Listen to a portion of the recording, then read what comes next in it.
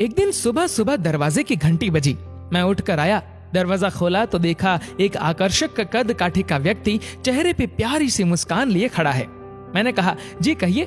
तो बोला, अच्छा जी, आज जी कहिए। रोज तो एक ही गुहार लगाते थे, प्रभु सुनिए, प्रभु सुनिए, आज जी कहिए। वाह।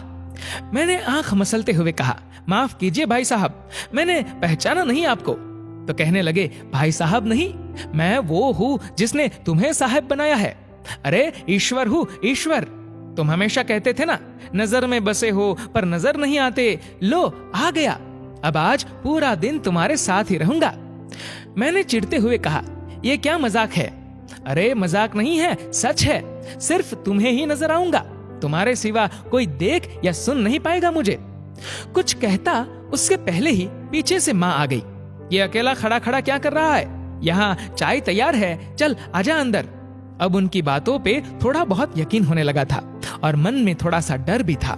मैं जाकर सोफे पे बैठा ही था तो बगल में वो आकर बैठ गए। चाय आते ही जैसे ही पहला घूंट पिया, गुस्से से चिल्लाया, यार ये चीनी कम नहीं डाल सकते हो क्या आप? इतना कहते ही ध्यान आया, अगर ये सचमुच में ईश्वर है तो इन्हें कतई पसंद नहीं आएगा कोई अपनी माँ पे गुस्सा करे। अपने मन को शांत किया और समझा भी दिया कि भाई तुम नजर में हो आज, जरा ध्यान से। बस फिर मैं जहां जहां वो मेरे पीछे पीछे पूरे घर में। थोड़ी देर बाद नहाने के लिए जैसे ही मैं बाथरूम की तरफ चला तो उन्होंने भी कदम बढ़ा दिए। मैंने कहा, प्रभु यहाँ तो बख्श दो।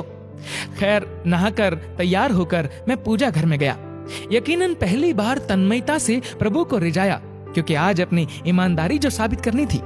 फिर ऑफिस के लिए घर से निकला, अपनी कार में बैठा तो देखा बगल वाली सीट पे महाशय पहले ही बैठे हुए हैं। सफर शुरू हुआ, तभी एक फोन आया और फोन उठाने ही वाला था कि ध्यान आया, तुम नजर में हो। कार को साइड में रोका, फोन पे बात की और बात करते करते कहने ही वाला था कि इस काम के ऊपर के पैसे लगेंगे, पर यह तो गलत था, पाप था, तो प्रभु के सामने कैसे कहता। तो एकाएक ही मुंह से निकल गया, आप आ जाइए, आपका काम हो जाएगा आज।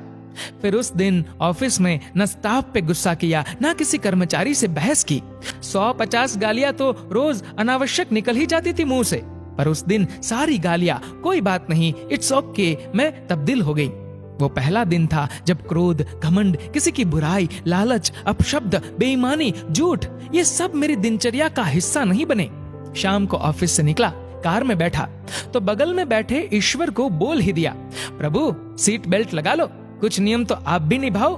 उनके चेहरे पे संतोष भरी मुस्कान थी।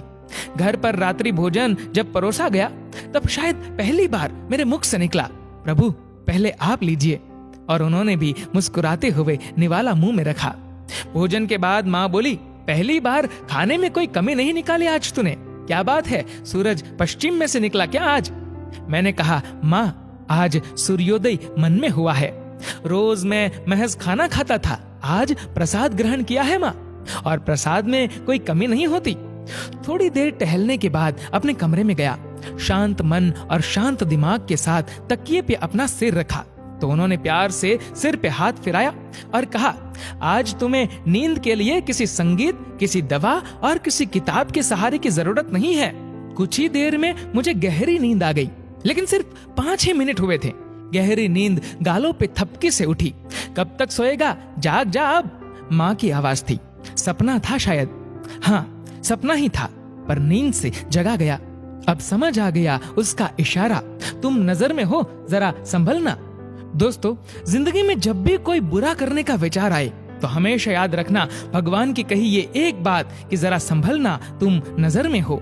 दोस्तों, इस वीडियो को लेकर आपकी क्या राय है नीचे कमेंट करके जरूर बताएगा। और अगर आपको ये वीडियो अच्छा लगा हो तो इस वीडियो को लाइक करेगा, शेयर करेगा ज्यादा से ज्यादा लोगों तक, और ऐसे ही और भी इंस्पिरेशनल वीडियोस के लिए सब्सक्राइब करें हमारे यूट्यूब चैनल को और फेसबुक पर फॉलो करें हमारे पेज को।